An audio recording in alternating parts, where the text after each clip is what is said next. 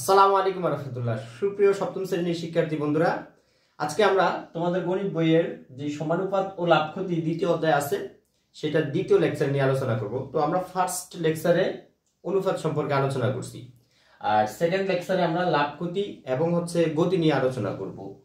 তো ফার্স্টে আমাদের লাভ ক্ষতি আসছে। লাভ ক্ষতির ক্ষেত্রে একটা ট্রিক্স মাথায় রাখতে হবে, সেটা হচ্ছে কি, একই সংখ্যক জিনিসের একই সংখ্যক বা সেম সংখ্যক একই সংখ্যক জিনিসের ক্রয় মূল্য ও বিক্রয় মূল্য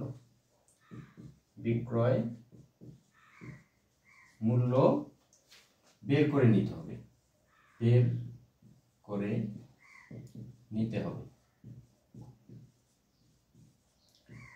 ঠিক আছে, এই ট্রিক্সটা মাথায় রাখবা। একই সংখ্যক জিনিসের ক্রয় মূল্য এবং বিক্রয় মূল্য তোমাকে বের করে নিতে হবে, তাহলেই তুমি লাভ ক্ষতিটা হিসেব করতে পারবা, কত লাভ বা কত ক্ষতি হয়েছে। আসো আমরা দেখি। মনে করো একজন লোক এক হালি মানে চারটা এক হালি ডিম সে 30 টাকায় ক্রয় করছে বা কিনছে। ঠিক আছে, তাহলে এটা তার কি ক্রয় মূল্য।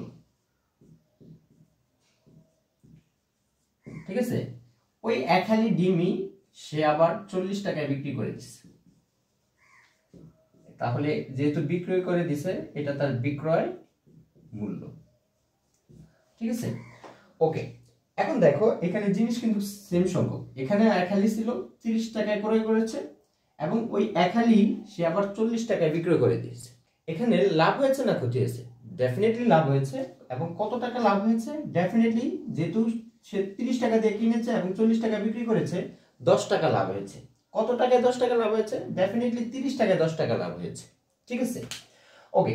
এই লাভটা আমরা এইভাবেও বের করতে পারি। দেখো, লাভ ইকুয়ালস টু, আমরা তো এখানে দেখে বলে দিচ্ছি, যখন একটু বড় ক্যালকুলেশন আসবে বা বড় সংখ্যা আসবে কত লাভ হচ্ছে এটা বুঝতে একটু আমাদের জন্য কঠিন হয়ে যায়, তখন আমরা কি করি, অ্যাকচুয়ালি দেখো এখানে এই 10টা পাইছি কিভাবে আমরা, এই যে 40 থেকে 30 বাদ দিলে তো অ্যাকচুয়ালি 10 হয়। ঠিক আছে, এইভাবেই তো পাইছি। আর এই 40 ছিল কি অ্যাকচুয়ালি বিক্রয় মূল্য, আর 30 ছিল কি ডেফিনেটলি ক্রয় মূল্য। তার মানে আমরা বিক্রয় মূল্য থেকে ক্রয় মূল্যটা বিয়োগ করছি, রাইট? বিক্রয় মূল্য মাইনাস ক্রয় মূল্য। তো লাভ জানার জন্য অ্যাকচুয়ালি আমরা কি করব, অ্যাকচুয়ালি বিক্রয় মূল্য থেকে আমরা ক্রয় মূল্যটাকে বিয়োগ করে দিব, কত পরিমাণ লাভ হয়েছে সেটা জানার জন্য। অবশ্যই লাভ হয়েছে কিনা ক্ষতি হয়েছে এটা তো দেখেই বুঝতে পারবো, কারণ আমরা যখন সেম সংখ্যক জিনিসের ক্রয় মূল্য এবং বিক্রয় মূল্য বের করে নিব, যদি বিক্রয় মূল্যটা বেশি হয় ক্রয় মূল্যের চেয়ে, তখন ডেফিনেটলি লাভ হবে। আর যদি বিক্রয় মূল্যটা অ্যাকচুয়ালি ক্রয় মূল্যের চেয়ে কম হয়, তখন ডেফিনেটলি ক্ষতি হবে। আমরা অ্যাকচুয়ালি দেখেই বুঝতে পারবো। যেহেতু ক্রয় মূল্যটা 30 টাকা ছিল, বিক্রয় মূল্যটা 40 টাকা ছিল, দ্যাটস এই এখানে আমাদের লাভ হয়েছে, কারণ যেই টাকায় আমি জিনিসটা কিনেছি তার চেয়ে বেশি টাকা আমি বিক্রি করে দিছি। That's it. তো এখানে একটা কথা বলে রাখি, সেটা হলো এই যে তিনটা রাশির ভিতরে যে কোনো দুইটা রাশি আমি জানলে অপর একটা রাশি এই ইকুয়েশন বা সমীকরণ থেকে বের করতে পারবো। যেমন আমি যদি লাভ এবং বিক্রয় মূল্য জানি, তাহলে ডেফিনেটলি আমি ক্রয় মূল্য বের করতে পারবো। অথবা আমি যদি লাভ এবং ক্রয় মূল্য জানি, ডেফিনেটলি আমি বিক্রয় মূল্য এখান থেকে বের করতে পারবো। দুইটার মান বসায় তারপরে হিসেব করলেই আমরা অ্যাকচুয়ালি অপরটার মান পেয়ে যাব। ঠিক আছে, এই জন্য এটা সূত্র আকারে আমরা মনে রাখবো। ওকে, আসো এবার আমরা ক্ষতির ক্ষেত্রে একটা এক্সাম্পল নেই। মনে করো সে কি করলো, এবার 1 ডজন ডিম, 1 ডজন, আমি এখান থেকে লিখলাম ডজন, 1 ডজন ডিম সে ধরো 60 টাকায় কিনলো। ঠিক আছে, 60 টাকায় ক্রয় করলো, এটা ডেফিনেটলি তার ক্রয় মূল্য। সে ওই 1 ডজন ডিমই তোমার 80 টাকায় বিক্রি করে দিল, সরি 40 টাকায় বিক্রি করে দিল, 40 টাকায় বিক্রয় করে দিল। এখন লাভ হয়েছে না তার ক্ষতি হয়েছে? ডেফিনেটলি ক্ষতি হয়েছে, যেহেতু সে কিনছে 60 টাকা দ্বারা বাট বিক্রি করছে কত, 40 টাকা। তাহলে তার ক্ষতি হয়েছে কত টাকা? ক্ষতি হয়েছে 20 টাকা ক্ষতি হয়েছে। ঠিক আছে, তো আমরা এটা 20 কিভাবে পাইছি, এই যে 60 থেকে 40 কে বিয়োগ করলে অ্যাকচুয়ালি 20 হয়ে যায় সেইভাবে। তো আমরা লিখতে পারি ক্ষতি সমান হচ্ছে ক্রয় মূল্য মাইনাস বিক্রয় মূল্য, বিক্রয় মূল্য।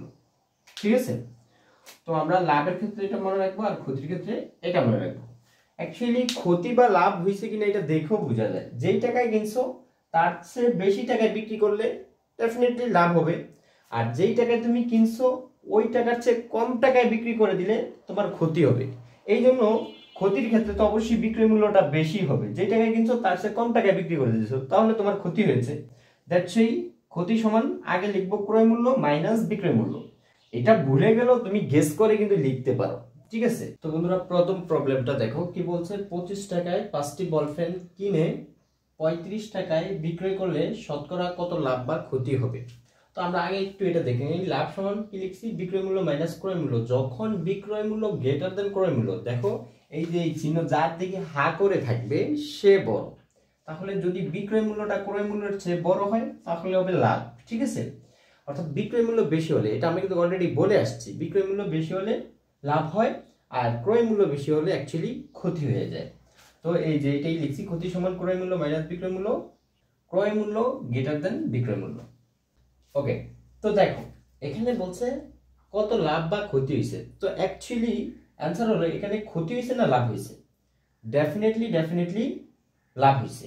তার কারণ হচ্ছে দেখো সে 25 টাকায় 5টি বল পেন কিনে ওই 5টি সে 35 টাকায় বিক্রি করে দিছে। সমান সংখ্যক জিনিসের ক্রয় মূল্য আছে, অ্যাকচুয়ালি বিক্রয় মূল্য আছে। যে 5টি সে 25 টাকায় কিনছে ওই 5টি আবার 35 টাকায় বিক্রি করে দিছে। যেহেতু ক্রয় মূল্যের চেয়ে বিক্রয় মূল্যটা বেশি, ডেফিনেটলি লাভ হয়েছে। তাহলে আমরা এটাকে সমাধান কিভাবে করব, যেহেতু বিক্রয় মূল্য গ্রেটার দেন ক্রয় মূল্য, বিক্রয় মূল্য গ্রেটার দেন ক্রয় মূল্য,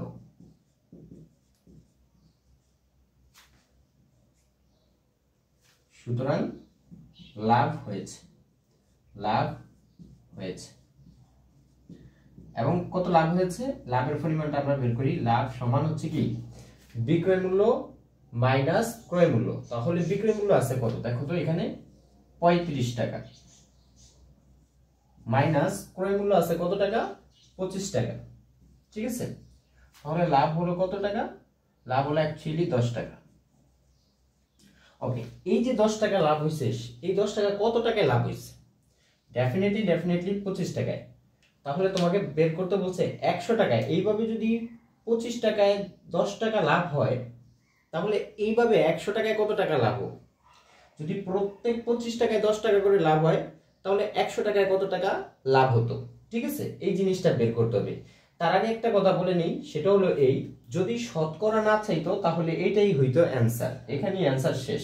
যে সুতরাং লাভ 10 টাকা, যেহেতু শতকরা চাইছে তার মানে শতকরা মানে হচ্ছে 100 টাকায় তার কত টাকা লাভ হইতো। যদি 25 টাকায় 10 টাকা করে লাভ হয়, তাহলে এইভাবে 100 টাকায় তার কত টাকা লাভ হইতো সেটা আমরা জানতে চাচ্ছি। তো আসো সেটা আমরা কিভাবে বের করব, এটা একটু মুছে ফেলি।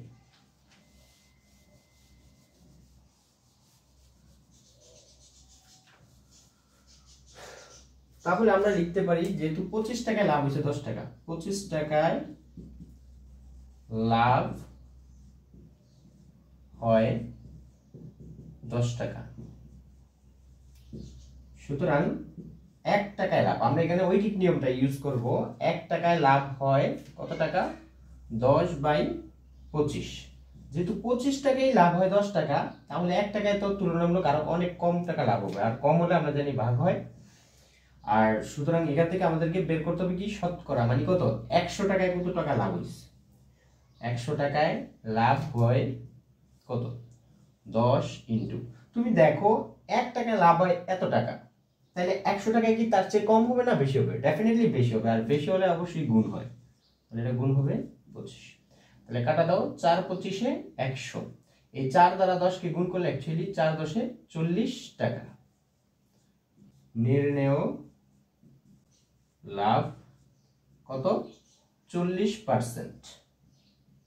এখন পার্সেন্টেজ কেন আসবে, এই যে আমরা 100 টাকায় যেহেতু বের করছি, তাহলে শেষে অবশ্যই এরকম পার্সেন্টেজ দিতে হবে। এটা হচ্ছে শতকরা চিহ্ন। তো এখানে একটা প্রশ্ন আসতে পারে, সেটা হলো এরকম যে যেহেতু এই অঙ্কগুলা ঐকিক নিয়মের সাহায্যে করা যায়, তাহলে তো এগুলা ঐকিক নিয়মের সাথে রিলেট করা উচিত ছিল, কেন অনুপাতের ভিতরে আনছে? হ্যাঁ, অবশ্যই অনুপাতের ভিতরে আনছে, এখানেও কিন্তু অনুপাত কাজ করতেছে, হয়তো আমরা ব্যবহার করতে পারিনি বিদেই বুঝতে পারিনি। আসলে আমরা সেটাই দেখাই একটু কিভাবে অনুপাতটা কাজ করে। দেখো তুমি কিন্তু এই ঐকিক নিয়ম এককের নিয়ম না বের করো তুমি অ্যান্সার বলে দিতে পারতা। কিভাবে? তুমি দেখো এখান থেকে অনুপাতের নিয়মে যদি তুমি করতা তাহলে এটা এরকম হতো। দেখো, তো আমরা চাচ্ছি শতকরা কত লাভ হয়েছে সেটা জানতে, তাহলে 100 টাকায় লাভ, লাভ কত তুমি দেখো তো, এইটা এটার কত গুণ? বেসিক্যালি এটা এটার 4 গুণ, তাহলে লাভের পরিমাণটা এটার 4 গুণ হবেই। কেন হবে? কেন এটা মেইনটেইন করবে? তার কারণ হচ্ছে এখানে কিন্তু একটা ফিক্সড কাজ করতেছে বা একটা ফিক্সড মান কাজ করতেছে, একই হারে লাভটা বাড়তেছে, অর্থাৎ প্রতি 25 টাকায় 10 টাকা করে বাড়তেছে। দ্যাটস সেই 100 টাকায় কত টাকা বাড়বে? যেহেতু 25টা 100 কত গুণ? 4 গুণ, তাহলে 10টাও অর্থাৎ লাভটাও তার 4 গুণ হয়ে যাবে। যেহেতু 25 টাকা লাভে 10 টাকা, তাহলে 100 টাকায় লাভ হবে তোমার 40 টাকা, অর্থাৎ 10-এর 4 গুণ। তখন আর তোমার ওই ঐকিক নিয়ম একটার দাম বের করা লাগে না। এটা হচ্ছে তোমার সুবিধা, অর্থাৎ তুমি এই ক্ষেত্রেও তুলনা করে ইজিলি বসায় দিতে পারো, যেটা আমরা সমানুপাতের ক্ষেত্রে করছি। অ্যাকচুয়ালি এখানেও সমানুপাতি কাজ করে, যেহেতু একই হারে লাভটা বাড়ে বা একই হারে ক্ষতিটা হয়। যেমন এই যে 25 টাকা 10 টাকা লাভ হয়েছে, প্রত্যেক 25-এ 10 টাকা করে লাভ হবে, তাহলে 100 পর্যন্ত যাইলে তোমার দেখো কয়টা 25 লাগে? 4টা 25 লাগে। এই কারণে লাভও তো 10 10 করে 4 বার বাড়বে, তার মানে 40 হয়ে যাবে। That's it. তো আশা করি তোমরা বুঝতে পারছো কেন অনুপাতের সাথে এই লাভ ক্ষতির অধ্যায় নিয়ে এসেছে। একজন মাছ বিক্রেতা প্রতি হালি ইলিশ মাছ 1600 টাকায় কিনে প্রতিটি মাছ 350 টাকায় বিক্রয় করলে তার শতকরা কত লাভ বা ক্ষতি হবে? তো কত লাভ বা ক্ষতি হচ্ছে এটা কি আমরা বলতে পারবো? Exactly not. তার কারণ হচ্ছে এখানে কিন্তু সমান সংখ্যক জিনিসের ক্রয় মূল্য এবং বিক্রয় মূল্য নাই। আমরা কিন্তু লাভ ক্ষতির আলোচনার শুরুতেই বলে আসছি, লাভ ক্ষতি বুঝতে হলে অবশ্যই সমান সংখ্যক জিনিসের ক্রয় মূল্য এবং বিক্রয় মূল্য জানতে হবে।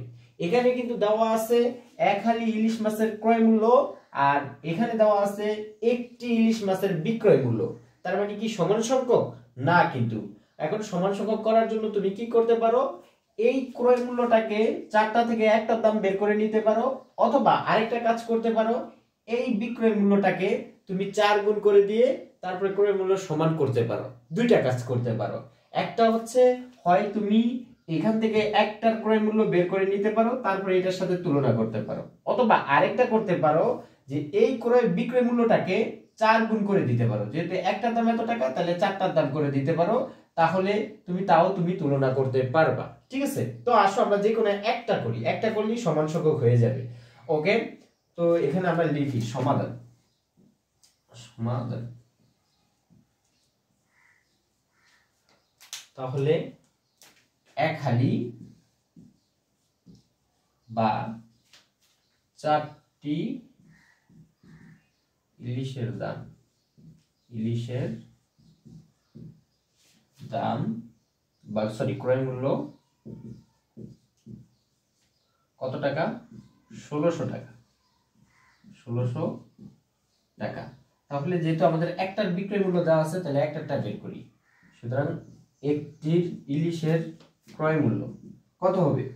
দেখো এটা 4 ভাগের 1 ভাগ, তাহলে এটাও তো 4 ভাগের 1 ভাগ হয়ে যাবে। 1 গুণ না? আচ্ছা, এখানে তাহলে 400 হয়ে যাওয়ার কথা। আর যদি ঐকিক নিয়মে করো তাহলেও হয় 1600 ডিভাইডেড বাই 4। দেখো কাটা দাও, 4 ছাড়া 16, আর এই 2 শূন্য কেটে উপরে উঠে যাবে, সমান হচ্ছে কত টাকা? 400 টাকা। দেখো একটা ইলিশের ক্রয় মূল্য হচ্ছে 400 টাকা, আর একটা ইলিশের বিক্রয় মূল্য হচ্ছে কত টাকা? 350 টাকা।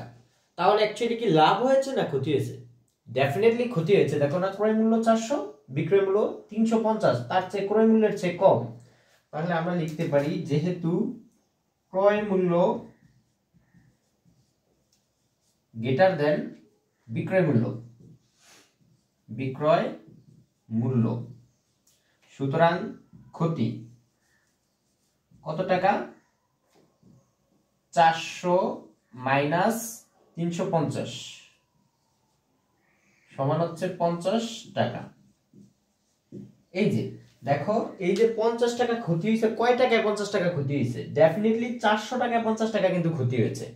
তো তোমাকে বের করতে বলছে শতকরা, তাহলে 100 টাকায় কত টাকা হবে সেটা আমরা এখন বের করব। 400 টাকায় লাভ হয়, 400 টাকায়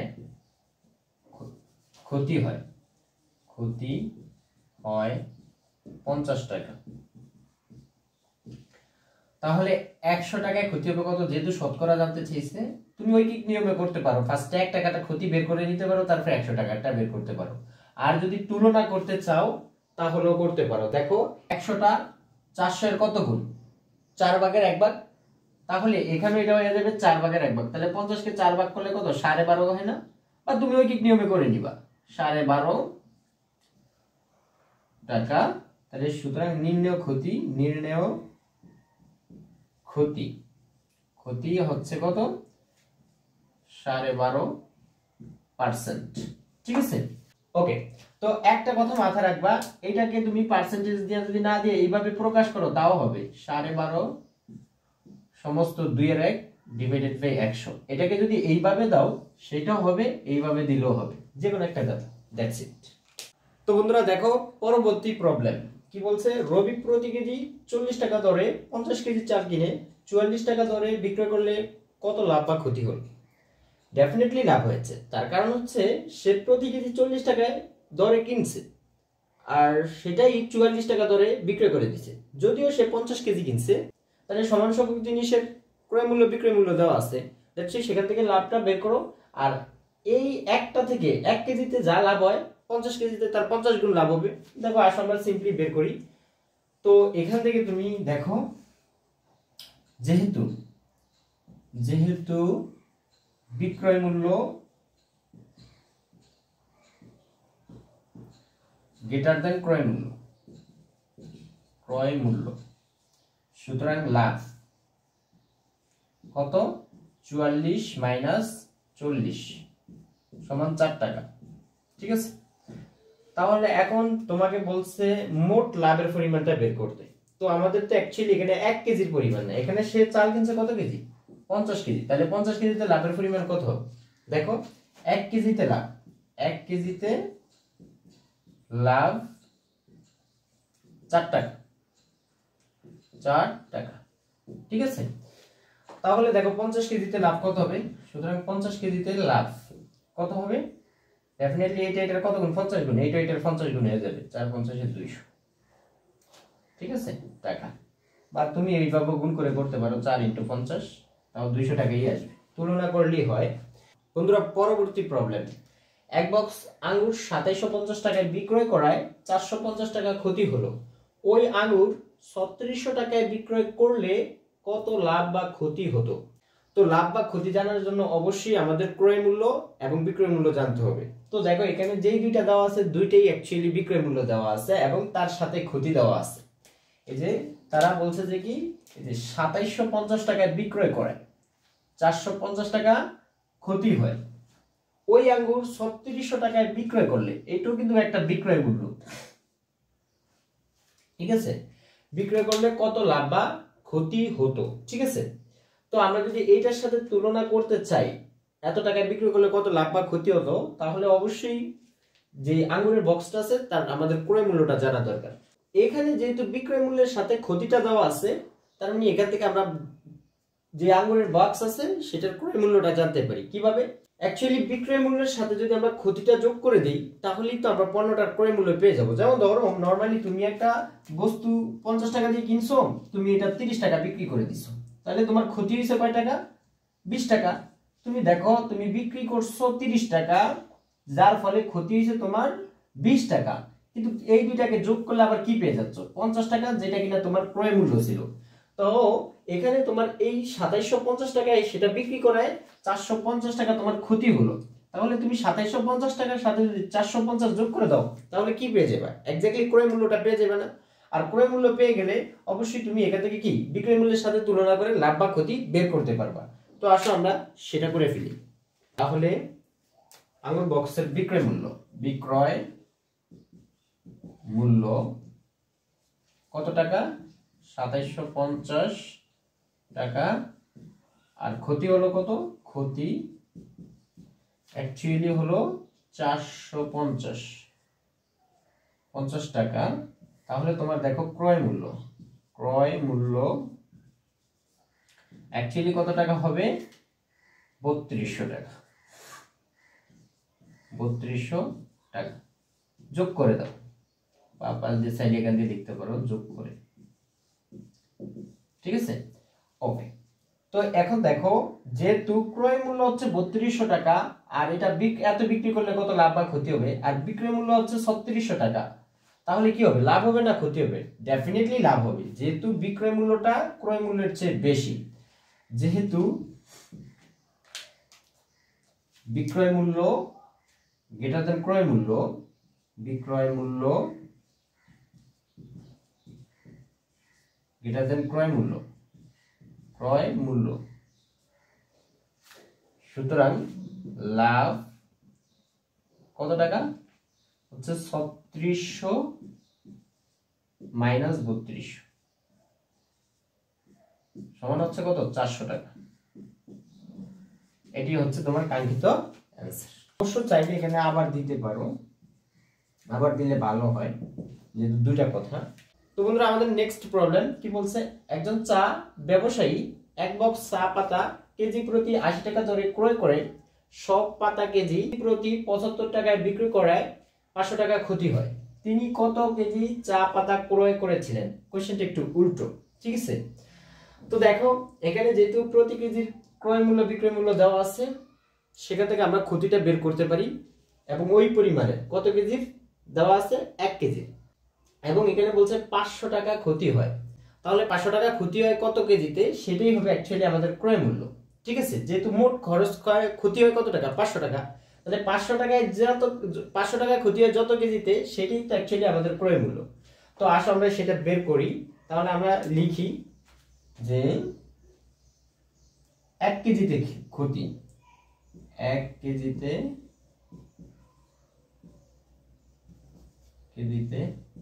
ক্ষতি হচ্ছে কত টাকা? দেখো, ক্রয় মূল্য হচ্ছে 80 মাইনাস বিক্রয় মূল্য হচ্ছে 75 সমান 5 টাকা। ঠিক আছে, তাহলে আমাদের এবার ক্রয় মূল্য বের করতে বলছে, অর্থাৎ কত কেজি সে কিনেছে। তাহলে যেইটা আমরা বের করব ওই নিয়মে সেটা আমরা কোন পাশে রাখি? ডান পাশে। তো আমরা বের করতে চাচ্ছি কেজি, কত কেজির পরিমাণটা বের করতে চাচ্ছি। তাহলে আমরা লিখব এইভাবে 5 টাকা। এখন 5 টাকা ক্ষতি হয় 1 কেজিতে। ঠিক আছে, 1 কেজি। দেখো এখানে আমরা ক্ষতিটা কত কেজিটা বের করছি? 1 কেজিটা। তাহলে সুতরাং কত টাকা? 500 টাকা। 500 টাকা ক্ষতি হয়। দেখো 500 কত গুণ? 100 গুণ। তাহলে এটার 100 গুণ হয়ে যাবে। তাহলে 1 এর 100 গুণ কত? 100ই তো, 100 কেজিতে। সুতরাং নিম্ন উত্তর 100। তো বন্ধুরা, পরবর্তী প্রবলেম। একজন ডিম বিক্রেতা প্রতি ডজন ডিম 101 টাকা দরে 5 ডজন এবং 90 টাকা দরে 6 ডজন ডিম কিনে কত দরে বিক্রয় করলে তার ডজন প্রতি 3 টাকা লাভ হয়? তার মানে দেখো, সে দুইটা দরে ডিম কিনেছে। প্রথমে 110 টাকা প্রতি ডজন ধরে 5 ডজন কিনছে এবং 90 টাকা ধরে 6 ডজন কিনছে। ঠিক আছে, তাহলে মোট সে কিনছে কত ডজন? 11 ডজন। ঠিক আছে, তাহলে এখানে তোমাকে লাভের পরিমাণটা দেওয়া আছে 3 টাকা। এখন বের করতে বলছে গড়ে প্রতি ডজন কত দরে বিক্রয় করলে 3 টাকা লাভ হবে। তো আমরা যদি অ্যাকচুয়ালি এখান থেকে তার গড়ে ক্রয় মূল্যটা, প্রতি ডজনে ক্রয় মূল্যটা কত সেটা আমরা জানতে পারি, তাহলে তার সাথে ওই প্রতি ডজনের ক্রয় মূল্যের সাথে যদি 3 টাকা যোগ করে দিই, তাহলেই তো আমাদের প্রতি ডজনে কত টাকা বিক্রয় করলে লাভ হবে সেটা আমরা পেয়ে যাব। তো আসো আমরা এখান থেকে আগে ক্রয় মূল্যটা বের করে নিই। ক্রয় মূল্য বের করার জন্য আমরা লিখি 1 ডজন ডিমের ক্রয় মূল্য। 1 ডজন ডিমের ক্রয় মূল্য কত টাকা? 101 টাকা। তাহলে এইভাবে সে কিনছে কত ডজন? 5 ডজন। তাহলে 5 ডজন ডিমের ক্রয় মূল্য হবে, দেখো এটা এটার 5 গুণ, এটা এটার 5 গুণ হয়ে যাবে। তাহলে কত হবে? 505। আবার সে কি করছে, 1 ডজন কিনছে কত দ্বারা, 1 ডজন ডিমের ক্রয় মূল্য কত টাকা দিয়ে কিনছে, এবার 90 টাকা ধরে। এখানে কিনছে কত ডজন, 6 ডজন টাকা। সুতরাং 6 ডজন ডিমের ক্রয় মূল্য হবে, দেখো 90 ইন্টু 6, 6 নং 54 টাকা। সুতরাং 5 যোগ 6 বা দ্বারা আমরা লিখতে পারি 11 ডজন। 11 ডজন ডিমের ক্রয় মূল্য হচ্ছে কত, দেখো 505 আর 540 সমান হচ্ছে 1045। 505 যোগ 400 540 সমান এত টাকা, সমান হচ্ছে কত, 1045 টাকা। আচ্ছা, তাহলে 1 ডজনের মূল্য কত হবে, সুতরাং 1 ডজন ডিমের ক্রয় মূল্য হবে 45 বাই কত, 11। এটা আমরা যদি ভাগ করি এখানে আসবে 95 টাকা। ঠিক আছে, ভাগ করে দেখতে পারো। তো 1 ডজনের ক্রয় মূল্য আমরা পাইলাম 95 টাকা গড়ে, এটা অবশ্যই গড়ে, তো তুমি চাইলে লিখতে পারো এখানে। সুতরাং গড়ে বা এভারেজ প্রতি হালিতে, ঠিক আছে, প্রতি হালি প্রতি ডজন ডিমের ক্রয় মূল্য 95 টাকা। ঠিক আছে, তাহলে আমরা এখান থেকে লিখতে পারি ডজন প্রতি ডিমে, ডজন প্রতি 3 টাকা লাভ হলে, 3 টাকা লাভ হলে বিক্রয় মূল্য কত হবে। এই যে আমাদের প্রতি ডজনে কত টাকা, প্রতি ডজনের ক্রয় মূল্য 95 টাকা। এখন যদি আমি 3 টাকা লাভে তাকে বিক্রি করতে চাই তাহলে কত টাকা বিক্রি করতে হবে, তাহলে 95 সাথে আরো 3 টাকা যোগ হবে না, 98 টাকা আমাকে বিক্রি করতে হবে। ঠিক আছে, তাহলে 95 যোগ 3, এক কথায় আছে 95 যোগ 3 সমান হচ্ছে 98 টাকা। তাহলে এখন খেয়াল করো, যেহেতু আমরা গড়ে প্রতি ডজন ডিমের ক্রয় মূল্য পাইছি কত, 95 টাকা, আর আমাদের ডজন প্রতি 3 টাকা লাভ হলে বিক্রয় মূল্যটা কত সেটাই তো জানতে চাইছি।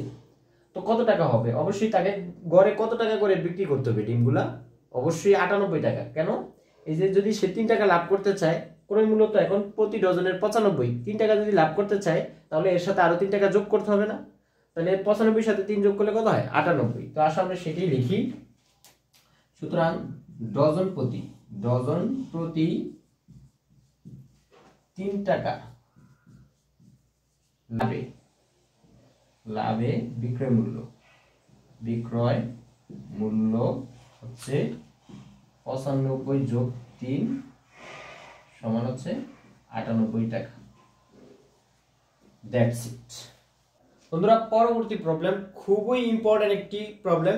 দেখো, একটি ছাগল 10% ক্ষতিতে বিক্রয় করা হলো, বিক্রয় মূল্য 450 টাকা বেশি হলে 5% লাভ হতো, ছাগলটির ক্রয় মূল্য কত। তাহলে আমরা কিভাবে লিখতে পারি, তো এখানে পার্সেন্টেজের ক্ষেত্রে আমরা ধরে নিব যে ক্রয় মূল্যটা, ছাগলের ক্রয় মূল্যটা 100 টাকা। তুমি চাইলে অন্য কিছু ধরতে পারো, কোনো প্রবলেম নেই, তবে শতকরার ক্ষেত্রে 100 ধরলে তুমি সহজে ক্যালকুলেট করতে পারবা। তো আমরা ধরে নিই, মনে করি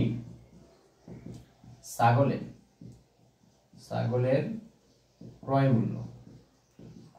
মূল্য কত টাকা, 100 টাকা। ঠিক আছে, তাহলে দেখো 10% ক্ষতিতে অ্যাকচুয়ালি কি বিক্রয়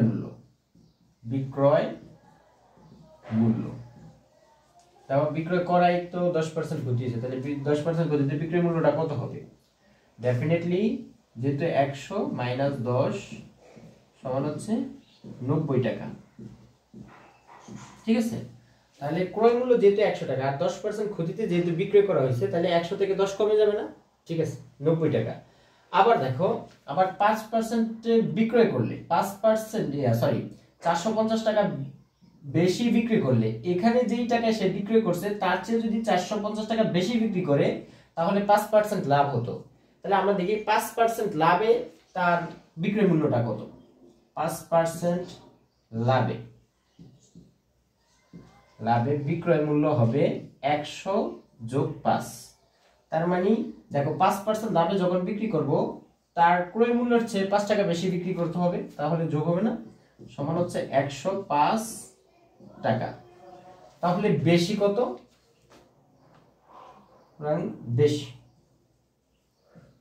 বেশি এখানে বেশি বা পার্থক্যটা বের করে নিতে পারি।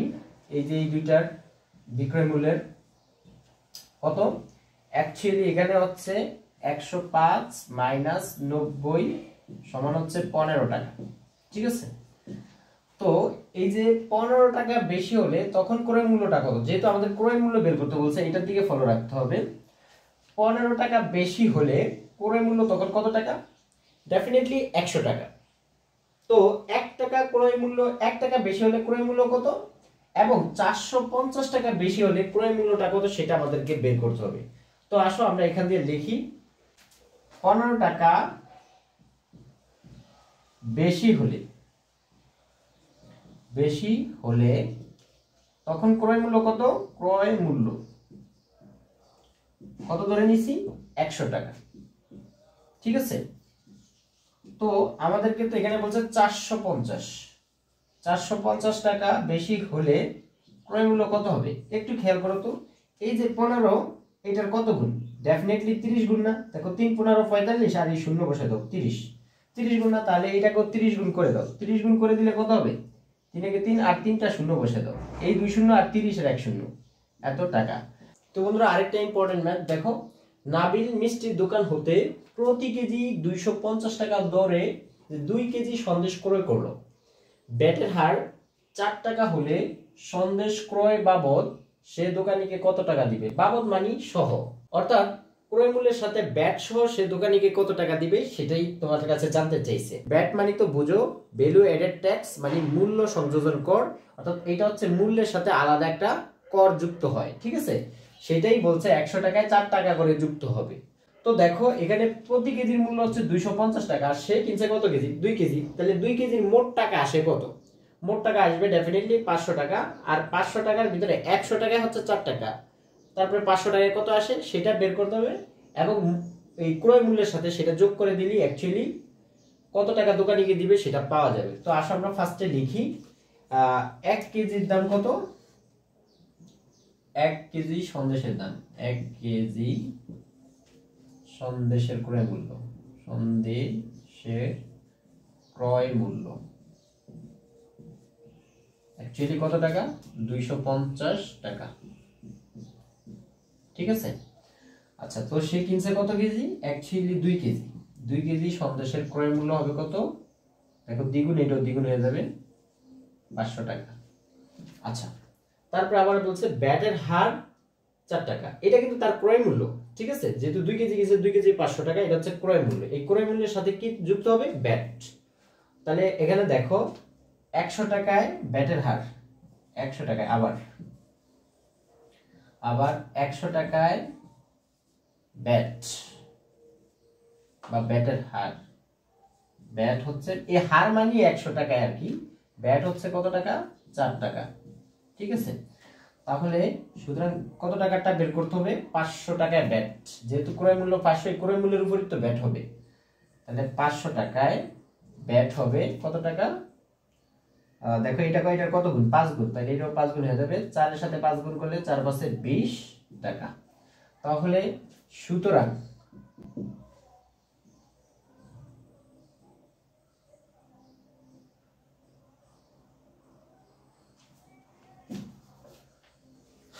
তাহলে দেখো তার ক্রয় মূল্য আসছে 500 টাকা, ব্যাট আসছে 500 টাকার উপরে 20 টাকা, তাহলে সে দোকানিকে দিবে কত? 500 যোগ 20 অর্থাৎ 520 টাকা।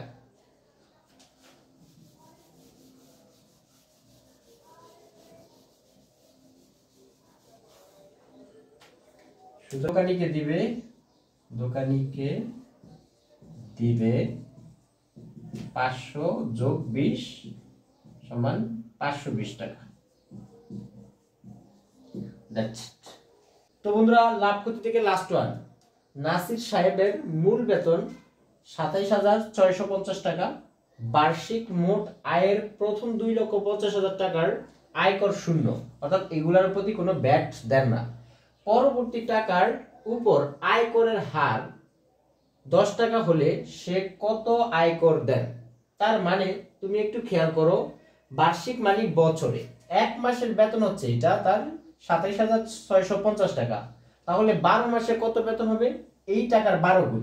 ঠিক আছে, সেখান থেকে তোমাকে কি করতে হবে? প্রথম 2,50,000 টাকা বাদ দিয়ে দিতে হবে। তার কারণ হচ্ছে এই প্রথম 2,50,000 টাকায় সে কোনো কর দেয় না। ঠিক আছে, এটা বাদ দিলে যে বাকি টাকাটা থাকে তার উপরে 10% কর হবে। ঠিক আছে, মানে 100 টাকায় 10 টাকা করে কর দিবে। তো আসো ফার্স্টে আমরা তার মোট টাকার পরিমাণটা বের করি। বার্ষিকে তার মূল বেতনটা কত? বার্ষিক মোট বেতন কত হবে? 650 ইনটু হচ্ছে 12। যেহেতু এক বছরে 12 মাস আর এক মাসের বেতন হচ্ছে এটা, তাহলে এক বছরের বেতন হবে এটা টাকা। সুতরাং এটা যদি আমরা গুণ করি তাহলে পাবো 3,31,800 টাকা। ঠিক আছে, তো এখন আমরা এখান থেকে কি করব? করযোগ্য টাকার পরিমাণটা বের করে নিব। করযোগ্য টাকার পরিমাণ, করযোগ্য যেটার উপরে কর দিতে হবে তাকে, করযোগ্য টাকার পরিমাণ। পরিমাণ হচ্ছে অ্যাকচুয়ালি কত? 3,31,800 মাইনাস এখান থেকে কি বিয়োগ করে দিব? কত বিয়োগ করে দিব? 2,50,000। 2,50,000 টাকা। ঠিক আছে, তো এখানে থাকতেছে কত আর অবশিষ্ট? 81,800 টাকা। 800 টাকা। তাহলে এই টাকার উপরে সে 10% কর দিবে। ঠিক আছে, তাহলে দেখো 100 টাকায় কর, 100 টাকায়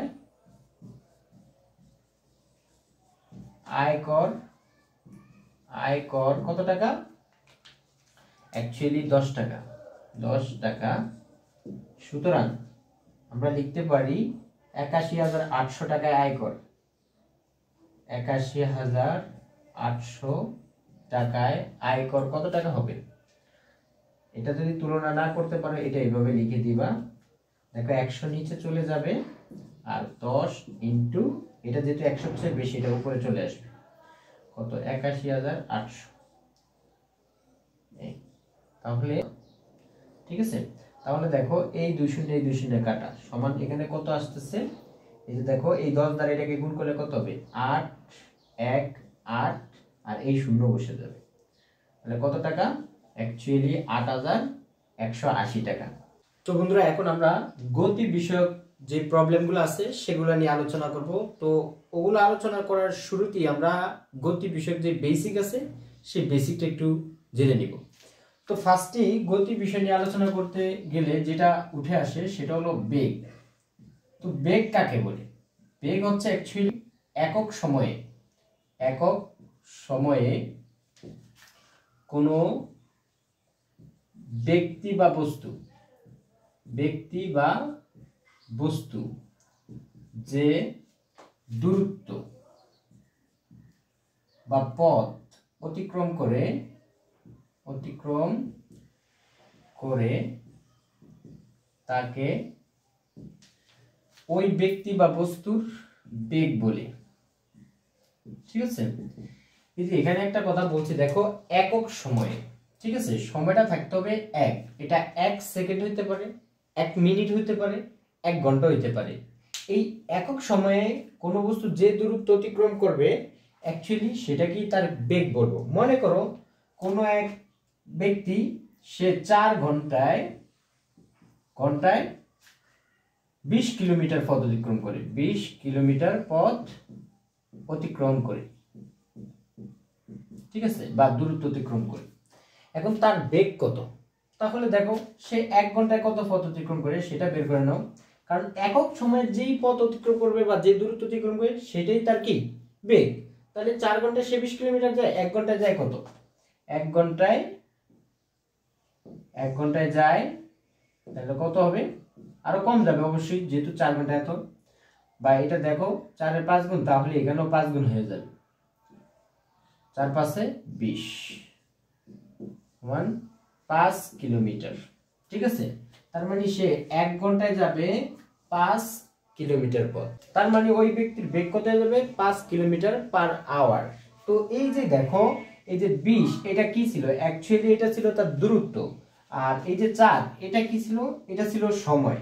তার মানে আমরা লিখতে পারি বেগ সমান দূরত্ব বাই সময়। হ্যাঁ, তো দূরত্বের একক নরমালি আমরা যেটা দেখি সেটা হচ্ছে মিটার, যার একক যাকে প্রকাশ করি আমরা এম দ্বারা, আর সময়ের একক হচ্ছে সেকেন্ড, যাকে প্রকাশ করি আমরা এস দ্বারা।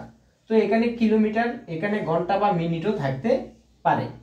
তো এখানে দেখো এটাকে আমরা নরমালি এককটাকে, বেগের এককটাকে আমরা এইভাবে লিখি, মিটার ভাগ সেকেন্ড, অথবা এটাকে ইংলিশে বলি পার। পার মানে প্রতি, এই যে একক সময় না, এই জন্য বলি মিটার পার সেকেন্ড। কোন বস্তুর বেগ যদি 5 মিটার পার সেকেন্ড হইতো, বোঝা যাচ্ছে যে এটা প্রতি সেকেন্ডে 5 মিটার করে যাচ্ছে, মানে 5 মিটার করে পথ অতিক্রম করতেছে, ঠিক আছে। তো এটাকে আমরা ডিরেক্টলি আমরা মিটার না লিখে আমরা লিখবো m ডিভাইডেড বাই s। তাহলে এটা বোঝাচ্ছে 5 মিটার পার সেকেন্ড, অর্থাৎ প্রতি সেকেন্ডে সে 5 মিটার করে যাচ্ছে। কোন বস্তুর বেগ যদি এটা হয়, এটা দ্বারা এটাই বোঝাবে যে প্রতি সেকেন্ডে সে 5 মিটার করে পথ অতিক্রম করতেছে।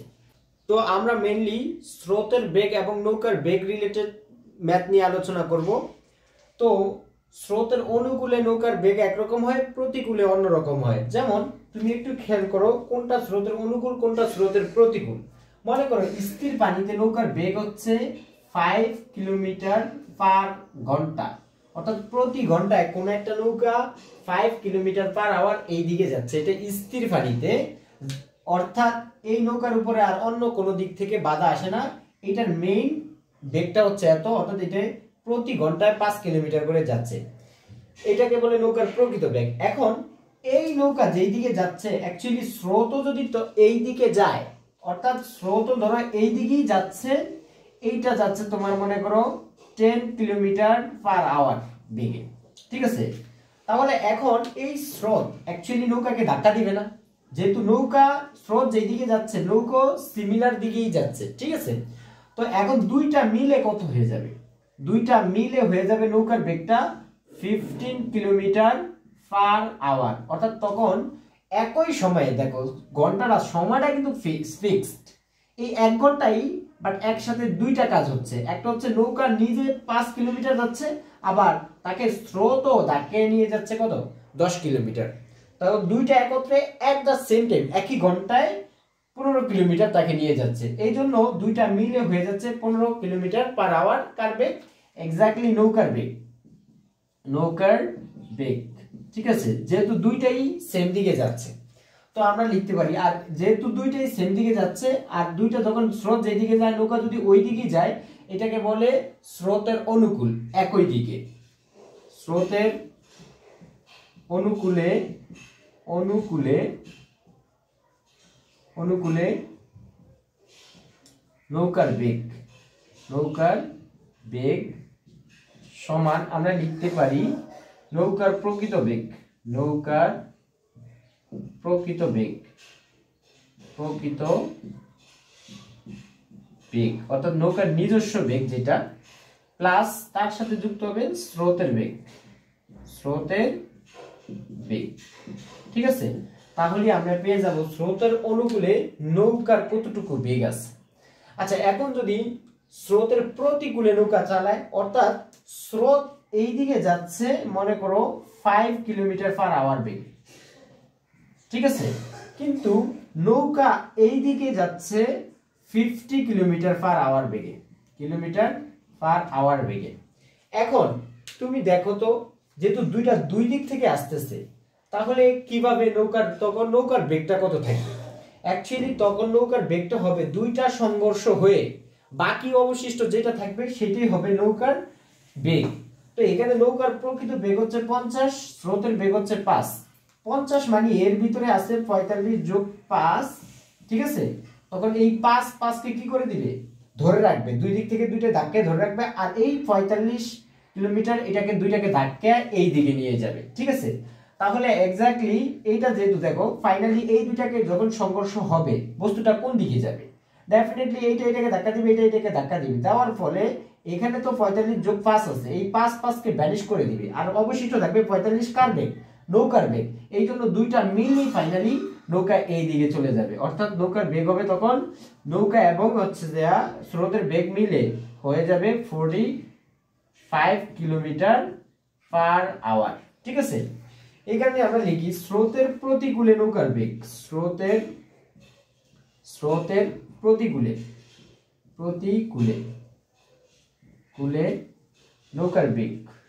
নৌকার বেগ সমান হবে নৌকার প্রকৃত বেগ, নৌকার প্রকৃত বেগ মাইনাস হয়ে যাবে স্রোতের বেগ, ঠিক আছে। অর্থাৎ স্রোতের প্রতিকূলে যখন চলবে তখন নৌকার বেগ থেকে যদি আমরা স্রোতের বেগটা বাদ দিয়ে দেই, বাকি যেটা থাকবে সেটাই হবে স্রোতের প্রতিকূলে নৌকার বেগ, ঠিক আছে। নৌকার প্রকৃত বেগ থেকে যদি স্রোতের বেগ বাদ দিয়ে দেই তাহলে সেটাই থাকবে স্রোতের প্রতিকূলে নৌকার বেগ। তো আসো এই রিলেটেড আমরা ম্যাথ প্রবলেম সলভ করব। তো দেখো বন্ধুরা, ফার্স্ট এক্সাম্পল, দার ওয়ে একটি নৌকা স্রোতের অনুকূলে 15 মিনিটে 3 কিমি ও স্রোতের প্রতিকূলে 15 মিনিটে 1 কিমি পথ অতিক্রম করে। স্থির পানিতে নৌকার গতিবেগ ও স্রোতের পানিতে নৌকার গতিবেগ নির্ণয় করো। তো অ্যাকচুয়ালি স্রোতের পানিতে নৌকার গতিবেগ বলতে অ্যাকচুয়ালি কি বুঝি আমরা? স্রোতের পানিতে নৌকার গতিবেগ বলতে আমরা দুই ধরনের গতিবেগ বুঝে থাকি। একটা হচ্ছে স্রোতের প্রতিকূলেও চলতে পারে নৌকা, আর একটা হচ্ছে স্রোতের অনুকূলেও চলতে পারে, ঠিক আছে। এবং এই দুইটা আমরা এই তথ্য থেকে ইজিলি নির্ণয় করতে পারি, কারণ এখানে স্রোতের প্রতিকূলে কত সময় কত পথ অতিক্রম করছে এবং স্রোতের অনুকূলে কত সময় কত পথ অতিক্রম করছে সেটা দেওয়া আছে। সেখান থেকে একক সময়ে বের করে নিলেই আমরা পেয়ে যাব অনুকূলে প্রতিকূলে নৌকার বেগটা, ঠিক আছে। কিন্তু স্থির পানিতে নৌকার গতিবেগ এটা আমাদের ফর্মুলা ইউজ করে বের করতে হবে। তো আসো আমরা দেখি কিভাবে এটাকে সলভ করতে হয়। তো আমরা লিখি স্রোতের অনুকূলে নৌকার বেগ, স্রোতের অনুকূলে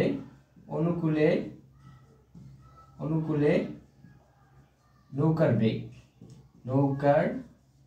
বেগ, আর বেগ সমান সমান আমরা কি শিখছি? দূরত্ব বাই সময়। তাহলে দেখো স্রোতের অনুকূলে 15 মিনিটে যায় 3 কিলোমিটার, তার মানে দূরত্ব হচ্ছে 3 কিমি ডিভাইডেড বাই কত? 15 মিনিট, ঠিক আছে। তো এখন তুমি একটু খেয়াল করো, এটা যেহেতু আমাদের এখানে কাটাকাটি করার পর ভগ্নাংশ আসবে, তো আমরা চাচ্ছি এটাকে ঘন্টায় কনভার্ট করে দিতে, ঠিক আছে। তো ঘন্টায় কনভার্ট করার জন্য আমাদেরকে এটা যেহেতু মিনিটে আছে এটাকে ঘন্টায় কনভার্ট করতে চাচ্ছি। ঘন্টায় কনভার্ট করলে এটা কত হয়ে যাবে? 15 মিনিট সমান কত ঘন্টা, সেটা যদি আমরা একটু দেখতে চাই আলাদাভাবে দেখে নিতে পারি। তো দেখো 60 মিনিট সমান হচ্ছে 1 ঘন্টা, ঠিক আছে। তাহলে 1 মিনিটে কত ঘন্টা? 1 মিনিট হচ্ছে 1/60 ঘন্টা। তাহলে 15 মিনিটে কত ঘন্টা? 15 মিনিট হবে 1 × 15 ডিভাইডেড বাই 60, তাহলে কাটা দাও, 4 15 60, তাহলে 1/4, ঠিক আছে। তাহলে 1/4 হলে আমরা এখানে লিখতে পারি 3 ডিভাইডেড বাই 1/4, ঠিক আছে। তাহলে আমরা তো জানি এটা গুণ হয়ে যায়, নিচের একের তো দাম নাই, 3 × 4 = 12 কিলোমিটার পার ঘন্টা, ঠিক আছে, তাহলে স্রোতের অনুকূলে নৌকার বেগটা হচ্ছে কত? 12 কিলোমিটার পার ঘন্টা। এবং স্রোতের প্রতিকূলে প্রতিকূলে নৌকার বেগ সমান কি লিখতে পারি দেখো, 1/15, কারণ দূরত্বটা হচ্ছে 1 আর সেটা যাচ্ছে 15 মিনিট, 1/15। তাহলে এখানে যেহেতু এটা কিমি আছে আর এটা আছে মিনিট, তাহলে আমরা এটাকে অবশ্যই ঘন্টায় কনভার্ট করে দিব। তাহলে 15 মিনিটকে ঘন্টায় কনভার্ট করলে কত হয়? একটু আগে আমরা দেখছিলাম, সেটা হয় 1/4 সমান হবে এই 1 দ্বারা 4 দ্বারা 1 কে গুণ করলে অ্যাকচুয়ালি 4 নিচের একের দাম নেই, 4 কিমি ডিভাইডেড বাই ঘন্টা। ঠিক আছে, তাহলে 4 কিলোমিটার ঘন্টা। তাহলে আমরা স্রোতের অনুকূলে নৌকার বেগ পেয়ে গেছি, স্রোতের প্রতিকূলে নৌকার বেগ পেয়ে গেছি। এখন আমাদেরকে যেটা বের করতে হবে সেটা হচ্ছে স্থির পানিতে নৌকার বেগ। আসো আমরা সেটা বের করে ফেলি। যখন স্রোতের অনুকূলের বেগ এবং স্রোতের প্রতিকূলের বেগ দেওয়া থাকবে তখন তুমি নৌকার বেগটা কিভাবে বের করবা আমি সেটাই দেখাচ্ছি। ফার্স্টে তুমি লিখে নিবা, আমরা জানি স্রোতের অনুকূলে বেগ স্রোতের অনুকূলে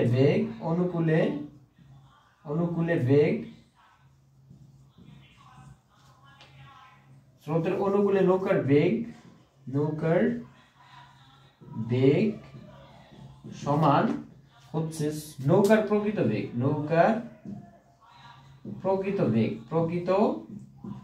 বেগ প্লাস হচ্ছে স্রোতের বেগ। ঠিক আছে, এটাকে 1 নম্বর ইকুয়েশন ধরো। তারপরে দেখো স্রোতের প্রতিকূলে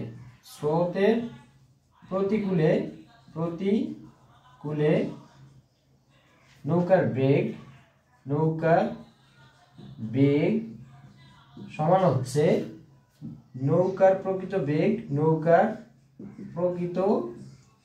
প্রকৃত বেগ মাইনাস স্রোতের বেগ। এটাকে 2 নাম্বার ধরো। এবার তুমি খেয়াল করো, এই যে 1 নাম্বার এবং 2 নাম্বার সমীকরণ যদি আমরা যোগ করে দেই তাহলে এখানে স্রোতের বেগটা আছে যোগে, এখানে স্রোতের বেগটা আছে বিয়োগে। তাহলে এইটার থেকে এটা বাদ হয়ে যাবে, থাকবে এখানে 2 ইন্টু নৌকার বেগ, আর এখানে থাকবে স্রোতের অনুকূলে নৌকার বেগ যোগ স্রোতের প্রতিকূলে নৌকার বেগ। তার মানে আমরা এখান থেকে লিখতে পারি 1 নং যোগ 2 নং হতে পাই আমরা কি পাচ্ছি? আমরা পাচ্ছি স্রোতের অনুকূলে বেগ যোগ স্রোতের প্রতিকূলে বেগ। তো স্রোতের অনুকূলে বেগ পাইছি আমরা কত? 12 যোগ প্রতিকূলে বেগ পাইছি 4, এত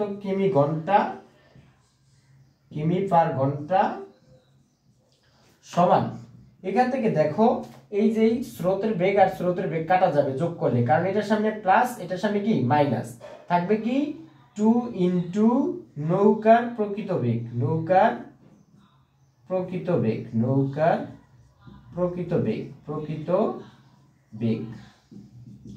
আচ্ছা ফাইন, এখন অবশ্যই এটা অন্যের অংশ।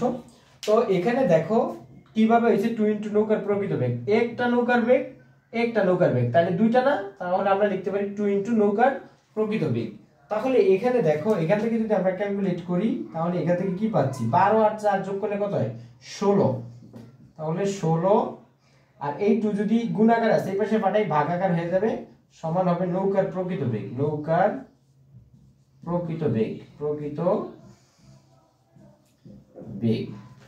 আচ্ছা, সুতরাং আমরা এখান থেকে লিখতে পারি নৌকার প্রকৃত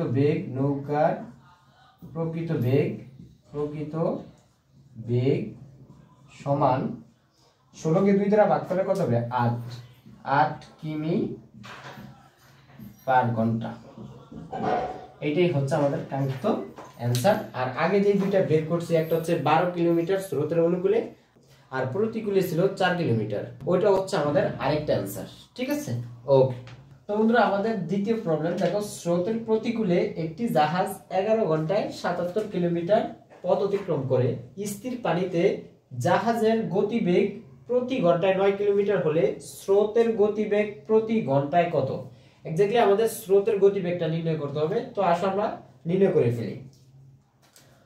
তো এখানে আগে আমরা স্রোতের প্রতিকূলে জাহাজের বেগটা আমরা নির্ণয় করি। স্রোতের প্রতিকূলে জাহাজের বেগ, স্রোতের প্রতিকূলে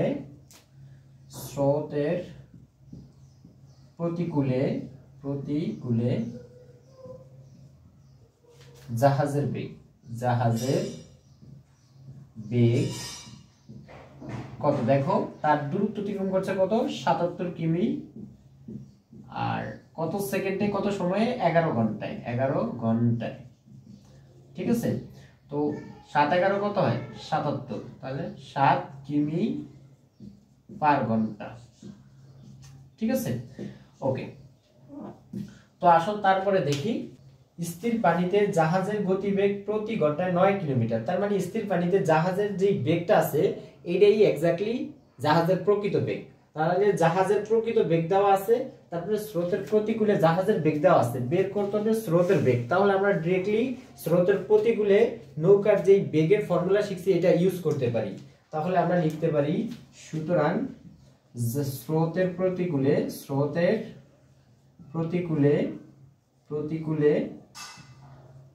জাহাজের বেগ সমান হচ্ছে জাহাজের প্রকৃত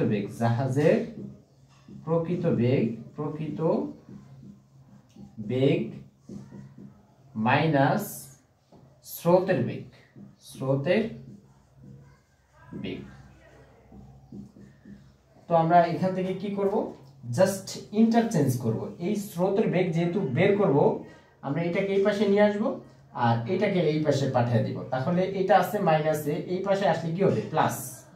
তাহলে স্রোতের বেগ সমান হবে, আর এটা তো এই পাশেই থাকবে, জাহাজের প্রকৃত বেগটা অ্যাকচুয়ালি কত? এই যে স্থির পানিতে তার যে বেগ, এই যে বলছে প্রতি ঘন্টায় 9 কিলোমিটার যায়, প্রতি ঘন্টায় 9 কিলোমিটার যায় বিধায় এইটাই তার বেগ। যদি অন্য কোনো ঘন্টায় যাইতো তাহলে 1 ঘন্টায় এনে তারপরে তার বেগ বের করা লাগতো, রাইট? তাহলে এটা আমরা ডিরেক্টলি বসে দেই, জাহাজের প্রকৃত বেগ 9 মাইনাস, আমরা এইটা যেহেতু আবার প্লাসে আছে, এই পাশ থেকে ওই পাশে চলে গেলে কি হবে? মাইনাস হয়ে যাবে।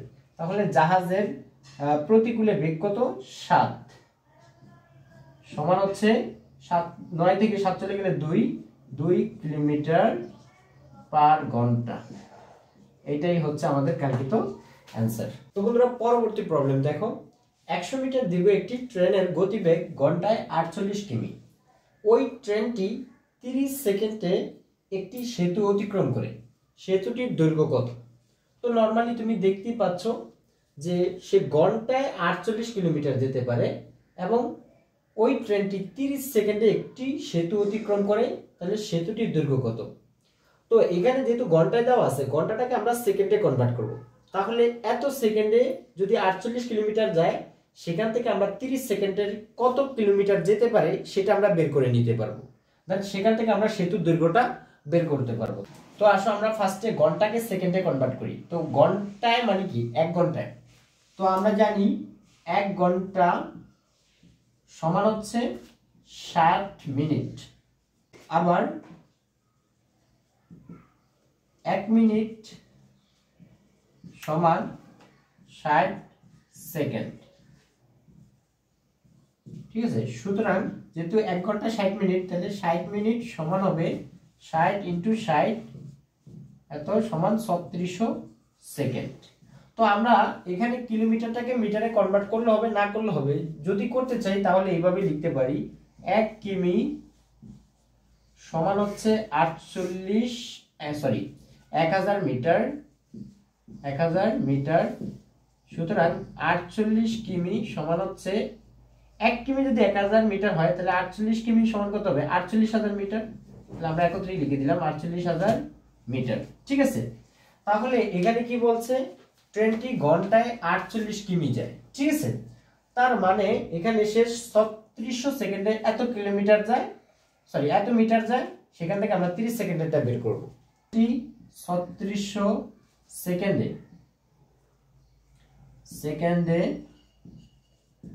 অতিক্রম করে 48,000 কিমি 48,000 মিটার। তাহলে 1 সেকেন্ডে অতিক্রম করে সমান হচ্ছে 48,000 ডিভাইডেড বাই 3600 কিমি। আর হচ্ছে এখান থেকে আমাদের বের করতে হবে 30 সেকেন্ডে। তাহলে 30 সেকেন্ডে অতিক্রম করে কত 48,000 ডিভাইডেড বাই 3600 মিটার।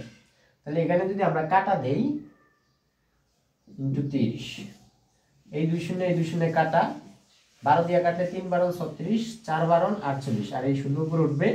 তারপরে দেখো এটা দিয়ে এটা কাটা দিলে 10, 4 10 সমান হচ্ছে অ্যাকচুয়ালি 400 মিটার। তাহলে 30 সেকেন্ডে ট্রেনটি যায় 400 মিটার। এখন অনেকের মনে হইতে পারে এইটাই সেতুটির দৈর্ঘ্য, যেহেতু 30 সেকেন্ডে সে সেতুটি অতিক্রম করে আর ট্রেনটি 30 সেকেন্ডে যায় 400 মিটার, তাহলে এইটাই হবে তার দৈর্ঘ্য। But exactly the answer is not. তার কারণ হচ্ছে এখানে খেয়াল করো, তুমি যদি এই ট্রেনটা হয়, হ্যাঁ, আর এই হলো তোমার সেতুটা, দেখো ট্রেনটি 30 সেকেন্ডে 400 মিটার পথ অতিক্রম করে। তার মানে কি, সে এখান থেকে এখানে আসলে এটা যদি 400 মিটার দৈর্ঘ্য হয় তাহলে এটা হবে পুরোটা। সে কিন্তু এখান থেকে যাচ্ছে, নট এখান থেকে, ঠিক আছে। তার মানে সে ফার্স্টে তার নিজের দূরত্বটা বা দৈর্ঘ্যটা অতিক্রম করে, করার পরে তারপরে ব্রিজেরটা করে, ঠিক আছে। তো এই দুইটা মিলে সে মোট পথ অতিক্রম করে। এখন দেখো যদি সেতুর দৈর্ঘ্য আমরা জানতে চাই, তাহলে তার মোট দৈর্ঘ্য থেকে তার নিজের দৈর্ঘ্যটা যদি বাদ দিয়ে দিই, অ্যাকচুয়ালি সেখানে থাকবে সেতুর দৈর্ঘ্যটা, ঠিক আছে। তো যেহেতু সে 30 সেকেন্ডে সেতুটা অতিক্রম করে বলছে, তার মানে 30 সেকেন্ডে সেতুটা অতিক্রম করা মানে কি, সে তার নিজের দৈর্ঘ্যটা অতিক্রম করবে, দেন সেতুর দৈর্ঘ্যটা অতিক্রম করবে। অর্থাৎ এখান থেকে সে এখানে আসলে পুরো সেতুটা তার অতিক্রম করা হবে। তো ফার্স্টে কি করে, সে তার নিজের দৈর্ঘ্যটা অতিক্রম করে। তাহলে এই যে 400 মিটার, এখানে কে আছে, তার নিজের দৈর্ঘ্য আছে প্লাস সেতুর দৈর্ঘ্য আছে। তো আমি যদি শুধু সেতুর দৈর্ঘ্য নির্ণয় করতে চাই, তাহলে 400 থেকে ট্রেনের নিজের দৈর্ঘ্যটা বাদ দিতে হবে, তাহলেই তো আমরা সেতুর দৈর্ঘ্যটা পেয়ে যাব। তাহলে তার নিজের দৈর্ঘ্য আছে কত, 100 মিটার। দ্যাটস ওয়াই আমরা এখান থেকে এটাকে বাদ দিয়ে দেব। তো আসো আমরা লিখি, সেতুর দৈর্ঘ্য সমান হচ্ছে 400 মাইনাস 100 মিটার সমান হচ্ছে 300 মিটার। ওকে বন্ধুরা, পরবর্তী প্রবলেম দেখো। স্বপন একটি কাজ 24 দিনে করতে পারে, রতন ওই কাজ 16 দিনে করতে পারে। উভয়ে অর্থাৎ স্বপন ও রতন একত্রে কাজটি কত দিনে শেষ করতে পারবে। তো এই অঙ্কগুলা ইন্টারেস্টিং একটা ওয়ে করা যায়। যে মনে করো এটা হচ্ছে একটা দিঘি খননের কাজ, হ্যাঁ, এই কাজটা স্বপন করতে পারে 24 দিনে, আবার এই দিঘি খননের কাজটাই রতন করতে পারে 16 দিনে। তো তারা দুইজন যদি একত্রে করে তাহলে কত দিন লাগবে বা কত দিনে তারা শেষ করতে পারবে। তো এইটা যদি আমরা নরমালি এইভাবে করতে চাই, যে মোট কাজের পরিমাণটা ধরে নেই আমরা 1 অংশ, এই পুরোটা আমরা যদি 1 অংশ একটা কাজ ধরে নেই, তাহলে 24 দিনে করতে পারে 1 অংশ, 1 দিনে করতে পারবে কত অংশ। এই যে এর 1 দিনেরটা বের করে এবং রতনের 1 দিনেরটা বের করে দুইজনেরটা 1 দিনে কতটুকু অংশ কাজ শেষ করতে পারবে সেখান থেকে আমরা হিসেব করতে পারি। তো ওইভাবে করতে গেলে এই ধরনের অঙ্কগুলা ভগ্নাংশ চলে আসে, যার ফলে তোমাদের সময় একটু বেশি লাগে। তো আমি এখন যে নিয়মটা বা ট্রিক্সটা শিখাবো, এই ট্রিক্সের মাধ্যমে ভগ্নাংশ ছাড়া তুমি ইজিলি করতে পারবা। তো তুমি কি করবা, কাজের পরিমাণটাকে কত অংশ ধরবা, কাজের পরিমাণটাকে ধরবা এই দুইজনের যতদিন লাগে এই দিনের লসাগুর সমান ধরবা। এবং লসাগু কিন্তু সহজে নির্ণয় করা যায়। কিভাবে তুমি লসাগু নির্ণয় করবা, এই ছোটটা দ্বারা বড়টাকে ভাগ করবা, যদি ভাগ যায় তাহলে এই বড়টা হবে লসাগু ফল, যদি না যায় তাহলে এটার গুণিতক নিবা। দেখো 24, প্রথম 24 আছে, 24 এর দ্বিগুণ কত 48, দেখো তো 48 কে 16 দ্বারা ভাগ করা যায় কিনা, হ্যাঁ 3 ষোলো 48, তাহলে এখানে 24 আর 16 লসাগু হবে 48, ঠিক আছে। তো তুমি মোট কাজের পরিমাণটা, তাদের দুজনের মোট কাজের পরিমাণটা ধরে নাও, বা তারা যেই কাজটা করবে সেটার অংশ ধরে নাও 48 অংশ। তাহলে তুমি এইভাবে যদি ধরে নাও দেখবা ভগ্নাংশ ছাড়াই করতে পারবা। আসো আমরা সলভ করে দেখি। মনে করি করি মোট কাজের পরিমাণ বা সম্পূর্ণ কাজের পরিমাণ, সম্পূর্ণ কাজ কত অংশ? 48 অংশ।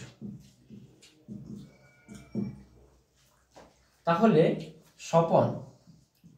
স্বপন 24 দিনে করতে পারে, 24 দিনে করতে পারে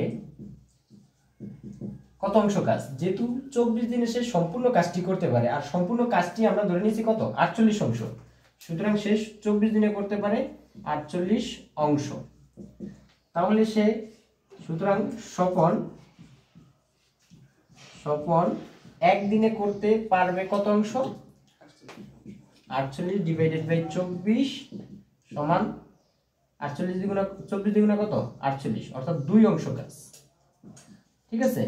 এক সিমিলার ওয়েতে আমরা কি করব? রতনেরটা বের করে নিব। এবং রতন 16 দিনে করতে পারে, 16 দিনে করতে পারে, তাও কিন্তু 24 অংশ কাজ, কারণ সে 16 দিনে ওই কাজটাই সম্পূর্ণ করতে পারে। 24 অংশ। তাহলে রতন একদিনে করতে পারবে কত অংশ? 24, সরি এখানে 24 হবে না, অবশ্য 48 হবে। 48 ডিভাইডেড বাই 16 অংশ। তাহলে 3 16 কত? 3 16 হচ্ছে অ্যাকচুয়ালি 48, তাহলে 3 অংশ কাজ। এখন দেখো, এখন দুইজনে একদিনে, যেহেতু দুইজনে যদি একত্রে কাজ করে, তাহলে দুইজনে একদিনে কত অংশ কাজ করতে পারবে? 5 অংশ কাজ করতে পারবে না? হ্যাঁ, যে এ করে 3 অংশ, ও করে 2 অংশ, তাহলে দুইজনে যদি একদিনই কাজ করে, সময় তো একটাই, একদিনই কাজের পরিমাণ হবে বেশি। ঠিক আছে, ওকে। তো আসো আমরা লিখি। তো ঐকিক নিয়মের ক্ষেত্রে একটা জিনিস আমরা খেয়াল করব, আমরা যেটা বের করতে চাচ্ছি সেটা সর্বদাই ডান পাশে রাখবো। ঠিক আছে, আর যেটার মাধ্যমে বের করব সেটা বাম পাশে রাখবো। তো যেহেতু আমরা কতদিন সময় লাগবে এই দিনটা জানতে চাচ্ছি, তাহলে দিনটা রাখবো শেষে, আর যেটা সাপেক্ষে বের করব সেটা রাখবো আগে। তাহলে দুজনে একত্রে 2 যোগ 3 বা 5 অংশ কাজ করে কত দিনে? একদিনে। ঠিক আছে, তাহলে এখানে আমরা লিখতে পারি 1 অংশ কাজ করতে পারে কত দিনে? 5 অংশ করে একদিনে। তাহলে 1 অংশ অবশ্যই আরো কমে, তার মানে কম হলে কি হয়? ভাগ হয়। এবং দেখো মোট কাজের পরিমাণটা কত ছিল? মোট কাজের পরিমাণটা ছিল কিন্তু 48%। তার মানে আমরা লিখতে পারি 48 অংশ কাজ করতে পারে কত?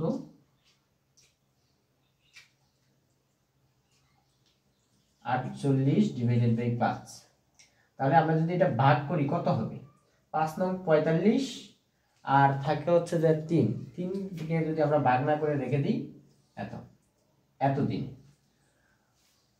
অর্থাৎ 5 সমস্ত 5-এর 3 দিনে কাজটি সম্পূর্ণ করতে পারবে। বন্ধুরা, এই চ্যাপ্টার থেকে আমাদের একদম ফাইনাল ম্যাথ দেখো কি বলছে। 2টি নল দ্বারা একটি খালি চৌবাচ্চা যথাক্রমে 20 মিনিটে ও 30 মিনিটে পানি পূর্ণ করা যায়। চৌবাচ্চাটি খালি থাকা অবস্থায় 2টি নল একসাথে খুলে দেওয়া হলো। প্রথম নলটি কখন বন্ধ করলে চৌবাচ্চাটি 18 মিনিটে পানি পূর্ণ হবে? তার মানে দেখো, প্রথম নলটি কখন বন্ধ করলে চৌবাচ্চাটি 18 মিনিটে পানি পূর্ণ হবে, তার মানে দ্বিতীয় নলটি কিন্তু 18 মিনিটই চলবে। ঠিক আছে, দ্বিতীয় নলটি 18 মিনিটই চলবে। এখানে আমরা এই ক্ষেত্রে মোট যেই চৌবাচ্চা যেই পানি ধারণ করতে পারে সেই পানির পরিমাণটা আমরা চাইলে এই দুইটা লসাগু ধরে নিতে পারি, তাহলেও এখানে ভগ্নাংশ আসবে না।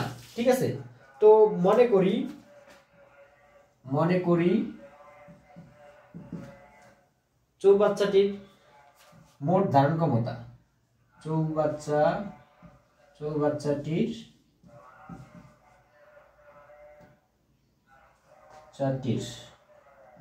মোট ধারণ ক্ষমতা বা মোট কাজের অংশ ধরে নিতে পারো তুমি, প্রবলেম নেই। মোট ধারণ ক্ষমতা কত? এই দুইটা লসাগু ধরো, 20 আর 30 এর লসাগু কত? দেখো 20 দ্বারা 30 কে ভাগ করা যায়, যায় না, তাহলে 30-এর গুণিতক নাও, 30 দ্বিগুণা 60, 60 কে কি 20 দ্বারা ভাগ করা যায়? হ্যাঁ ডেফিনেটলি যায়। তাহলে আমরা ধরে নিলাম 60 কেজি, এখানে কেজি ধরে নিতে পারো তুমি, 52 এককও নিতে পারো। দ্বিতীয় নলের ক্ষেত্রে, দ্বিতীয় নল কত মিনিটে? 30 মিনিটে, 30 মিনিটে পূর্ণ করে 60 কেজি। যেহেতু সম্পূর্ণটা পূর্ণ করতে পারে সে 30 মিনিটে এককভাবে, তার মানে দ্বিতীয় নল 30 মিনিটে পূর্ণ করে কত কেজি? 60 কেজি। তাহলে সে 1 মিনিটে, সুতরাং দ্বিতীয় নল 1 মিনিটে পূর্ণ করে কত? 60 ডিভাইডেড বাই কত? 30। তাহলে এখানে যেহেতু সে 18 মিনিট চলবে দ্বিতীয় নলটি, তাহলে আমরা লিখতে পারি দ্বিতীয় নল 18 মিনিটে পূর্ণ করে কত? 60 ইন্টু 18 ডিভাইডেড বাই 30। তাহলে 30 দ্বারা এটাকে কাটলে 30 দ্বিগুণা 60 আর হয়ে যাবে 18 দ্বিগুণা 36 কেজি। ঠিক আছে, তাহলে সে মোট ধারণ ক্ষমতা হচ্ছে 60 কেজি, তাহলে 60 কেজি 36 কেজি সে পূর্ণ করে ফেলছে। তাহলে বাকি যে অংশটুকু আছে সেই অংশটুকুই তো প্রথম নল পূর্ণ করবে, আর সেই অংশটুকু পূর্ণ করার জন্য কতটুকু সময় লাগে সেটাই হচ্ছে আমাদের নির্ণয়ের সময়। ওকে, আসো আমরা নির্ণয় করি। তাহলে অবশিষ্ট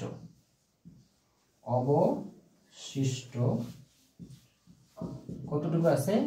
অবশিষ্ট আমরা ধরে নিলাম 60 মাইনাস কত? 36 সমান হচ্ছে কত?